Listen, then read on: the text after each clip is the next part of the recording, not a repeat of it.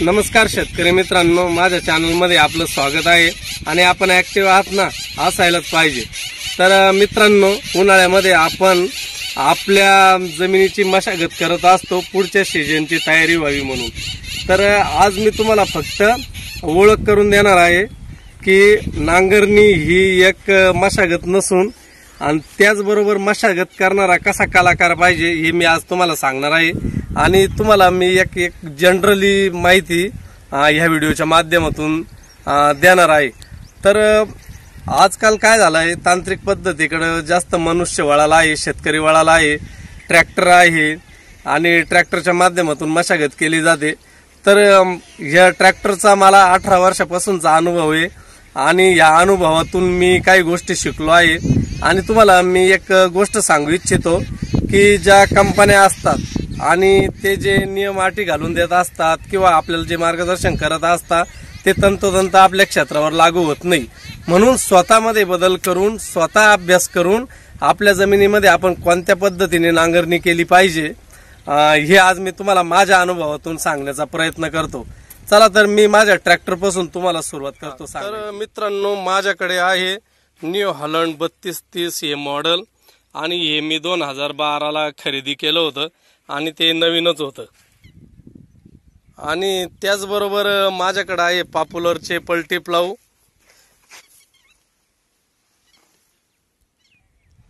आणि मी साधारणतः गुढीपाडव्यापासून नांगरणी सुरू केली आणि नांगराची सुरुवात झाल्यानंतर मला असं वाटलं की आपल्या बऱ्याच शेतकऱ्यांना या गोष्टीचं ज्ञान असेल तर त्यांची उजळणी करावी आणि ज्यांना ही गोष्ट माहीत नसेल त्यांना माहिती व्हावी या दृष्टिकोनातूनच मी हा व्हिडिओ बनवण्याचा प्रयत्न केलेला आहे। बघा तुम्हाला कसा वाटतोय ते आणि तुम्हाला यातून काही नवीन माहिती मिळते का ते पण बघा तुम्ही। तर मित्रांनो, मी तुम्हाला काही तांत्रिक बाबींची माहिती देतो। साधारण पलटी प्लाऊ हे दोन्ही बाजूचे असतात हे सांगायची कोणाला गरज नाही। आणि मला आमरच्या सिंगल नांगरांचा देखील अनुभव आहे आणि त्या अनुभवानंतरच जमिनीची जे समजा आपण म्हणतो सपाटीकरण सिंगल नांगराने बिघडत राहायचं त्याच्यातून मॅनेज करण्याचा मी प्रयत्न करायचो। पण त्यानंतर मी नवीन तंत्रज्ञान घेतलं आणि ही पलटी प्लाऊ घेतली।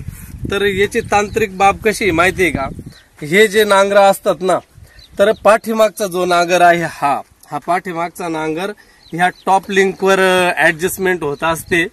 तर जो पुढचा नांगर असतो ना, हा खालच्या बाजूचा पुढचा नांगर असतो तो याच्यावर ऍडजस्ट करायचा असतो।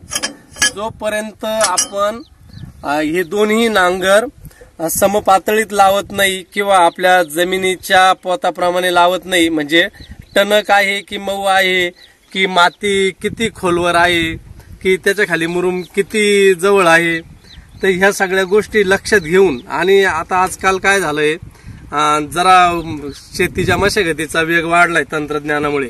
आपण साधारणपणे रोटाव्हेटर वापरतो आणि तेव्हा जमीन ओली असल्यामुळे ती तुडते। तर जास्त तुडल्यानंतर आपण एकदम साधारण पद्धतीने जर नांगरणी करत असू तर त्याचा काही फायदा होत नाही, जमीन घसरते म्हणजे फाटे पडतात आणि व्यवस्थितपणे त्याची जमिनीची घडी होत नाही, खालचा भाग वर येत नाही किंवा मऊसूत होत नाही। तर ह्या गोष्टी ह्या सगळ्या तांत्रिक बाबीवर अवलंबून असतात आणि प्रत्येक जण आपापल्या पद्धतीने ते मॅनेजमेंट करत असतो आणि प्रत्येक क्षेत्रानुसार याची ऍडजस्टमेंट बदलावी लागते। आता माझी अशी चॅलेंज आहे की माझं कोणत्याही क्षेत्रावर चला तुम्ही की जमीन किती समप्रमाणात मी नांगरलेली आहे हे बघा। आता इकडं मी काय केलं होतं, इथं मक्का होती, मक्का नंतर मी गहू करताना काय केलं होतं की रोटाव्हेटर वापरून हे केलं होतं। आता त्याच्यामुळे काय झालं, जे टायर खालची जी जागा आली, जमीन ओली असल्यामुळे ती जास्त टणक झाली। तर टणक झाल्यामुळं काय झालं का हे ढेकळण निघताय बघा। आणि कधी कधी काय होतं की या ढेकळामुळे टायर ढेकळावर गेल्यानंतर ते उचकते आणि जमीन घसरते। तर असं होऊ नये म्हणून आपण आपल्या ट्रॅक्टरचा वेग कंट्रोलमध्ये ठेवायचा आहे, खूपच पळवत नाही बसायचं, त्याच्यामुळे ते घसरण्याचं प्रमाण वाढतं। तर तुम्ही आता बघू शकत असाल की मी अशा पद्धतीने जमिनीची घडी केलेली आहे। की तुम्हाला ओळखू सुद्धा येणार नाही की तास कुठं आहे आणि काय. तसं मी तुम्हाला एक झलक दाखवतोच. मित्रांनो, मी साधारणपणे ही दक्षिण उत्तर नांगरलेली जमीन आहे. हे बघा, इथं पण हा माझा ट्रॅक्टर बघा. आणि तुम्ही सांगा की जमिनीची पातळी बिघडली आहे की योग्य आहे. आणि हे कसं आहे, शेतामध्ये आल्यानंतरच या सगळ्या गोष्टी आपल्याला कळू शकतील. तुम्ही दूरपर्यंत बघू शकत असाल तर अगदी समप्रमाणात घडी झालेली आहे. पण त्याच्यासाठी मला खूपच ॲडजस्टमेंट करावी लागली, कारण एक नांगर त्या वेळच्या रोटरी मारताना ट्रॅक्टरच्या चाकाखाली आलेली जी जमीन होती ती टणक झालेली होती. त्याच्यामुळे मला खूपच त्रास झाला. आणि मी जमिनीची मशागत करताना किती त्रास झाला तरी चालेल, पण A1 क्वालिटीची जमिनीची मशागत करण्याचा प्रयत्न करत असतो. आणि आपले बरेचसे शेतकरी असे आहेत की ते भाडोत्री पद्धतीनं नांगरणी करून घेतात. तर त्यांच्यासाठी देखील हे महत्त्वाचं आहे की आपण ट्रॅक्टर जो बोलवतो त्या ड्रायव्हरला विनंती वगैरे करून आपण स्वतः जवळ थांबून नांगरणी व्यवस्थित प्रकारे करून घ्यायची आहे. तर त्याच्यासाठी काय की ट्रॅक्टरचे टायर नक्षीदार असले पाहिजे, त्याच्याशिवाय नांगरणी व्यवस्थित होणार नाही. आता माझ्या टायरची नक्षी बरीचशी कमी झालेली आहे, पण मी व्यवस्थितरित्या ॲडजस्टमेंट करूनच नांगरत असतो. तर तुम्हाला मी प्रात्यक्षिकच दाखवतो की मी नांगरतो कसे आणि माझे नांगर व्यवस्थित चालताय की नाही हे तुम्ही बघा.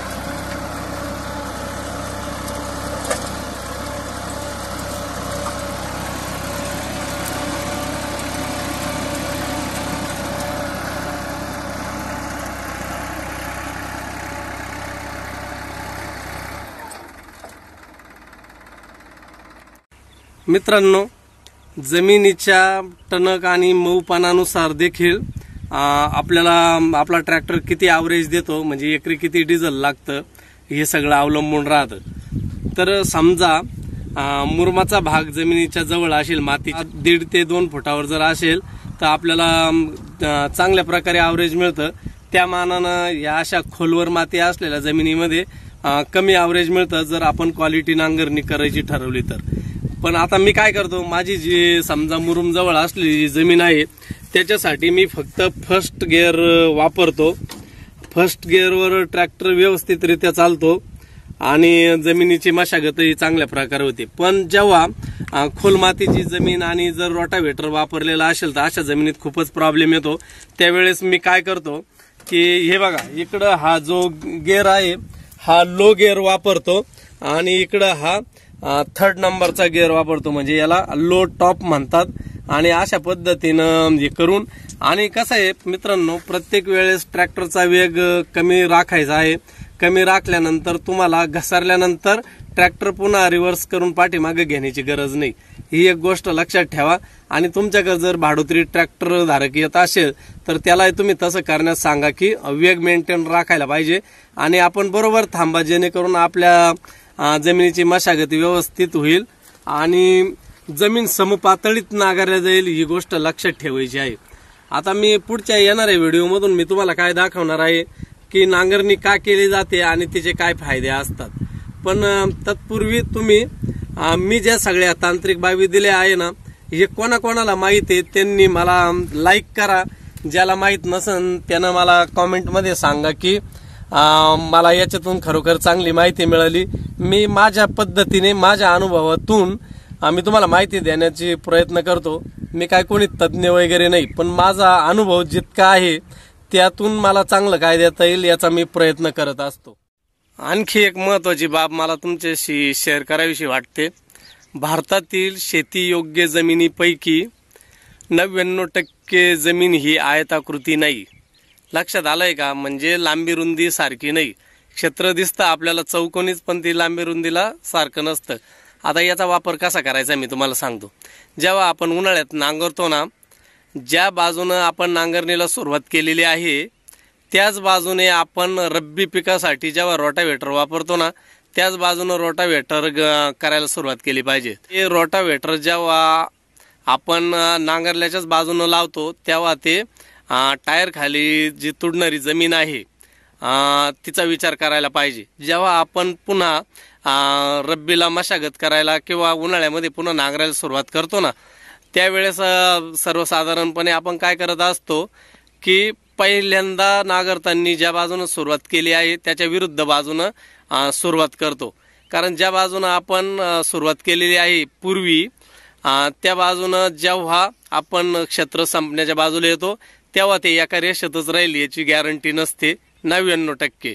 म्हणजे जमीन आयताकृती नसते आणि आपलं वाहनही एकदम सरळ रेषेत चालण्याचीही गॅरंटी नसते. म्हणून सांगतोय का दुसऱ्या वेळेस आपण जेव्हा ज्या बाजूला आपली नांगरणी संपली आहे ना त्या बाजूनं चालू करायची आहे.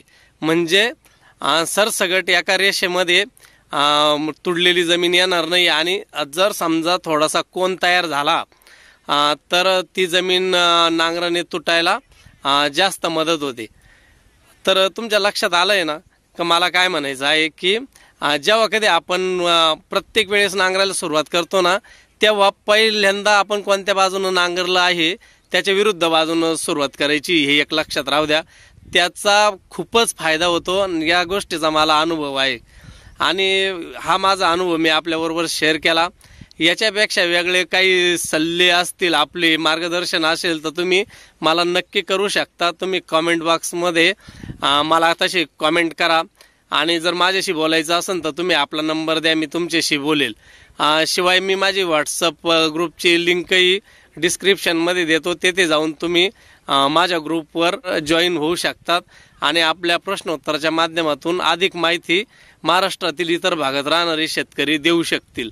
तर तुम्हाला जर हा माझा प्रयत्न आवडला असेल तर तुम्ही आपल्या शेतकरी मित्रांना हा चॅनल शेअर करा, सबस्क्राईब करायला सांगा, अडचण असल्यास कॉमेंट करा आणि आवडल्यास लाईक करा. धन्यवाद.